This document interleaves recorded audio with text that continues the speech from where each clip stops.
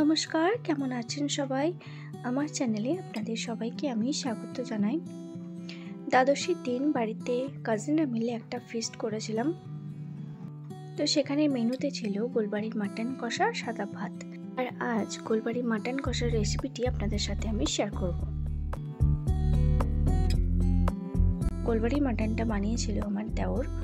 তো চলুন দেখে নেওয়া যাক। প্রথমে মাংসটাকে ভালো করে ধুয়ে নিয়েছিল, তারপরে পেঁপে বাটা, আদা রসুন বাটা, কাঁচা লঙ্কা বাটা, ধনে গুঁড়ো, জিরে গুঁড়ো, সর্ষের তেল আর দিয়েছিল নুন দিয়ে ভালো করে ম্যারিনেট করে রেখে দিয়েছিল। আমাদের হাতে সময় খুব কম ছিল, তাই জন্য ওই 1 ঘন্টা সামথিং এরকম রেখেছিল। আপনাদের হাতে যদি সময় থাকে তাহলে 4 থেকে 5 ঘন্টা রেখে দিতে পারেন। এদিকে চাল ধোয়ার দায়িত্ব পড়েছিল আমার বরের ওপর। ও চালটাকে খুব ভালো করে পরিষ্কার করে নিয়েছে। তারপরে সন্ধ্যে স্টার্টার হিসেবে ছিল আমাদের চিকেন পকোড়া। চিকেনটাকেও ভালো করে ম্যারিনেট করে এবার এটাকে ভেজে নেওয়া হবে।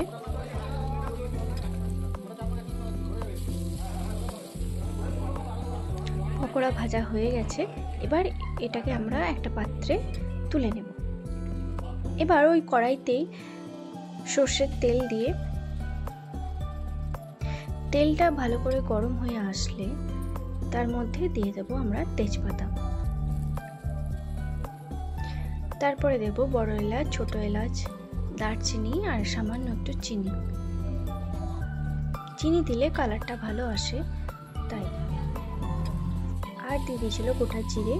তারপরে ফোড়ন থেকে একটু গন্ধ বেরিয়ে আসলে দিয়ে দিতে হবে পেঁয়াজগুলো।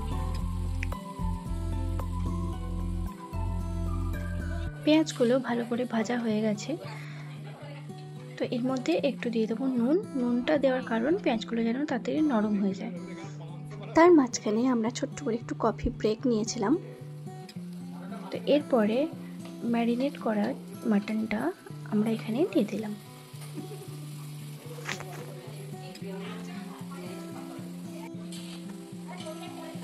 এবারে শুধু এটাকে কষাতে হবে। বাকি যে পেঁপে বাটাটা ছিল সেটাকেও এখানে দিয়ে দেওয়া হয়েছে। তো এরপরে ঢাকা দিয়ে এটাকে খালি কষানো ছাড়া আর কোনো কাজ নেই।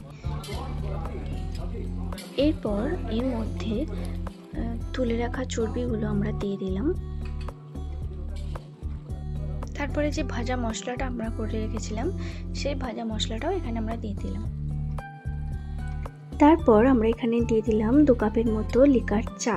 কড়া করে লিকার চা একটু দিয়ে দিলাম। এখানে টেস্টের কোনো পরিবর্তন হবে না, কিন্তু পরিবর্তন যেটা হবে সেটা হচ্ছে কালারে পরিবর্তন হবে।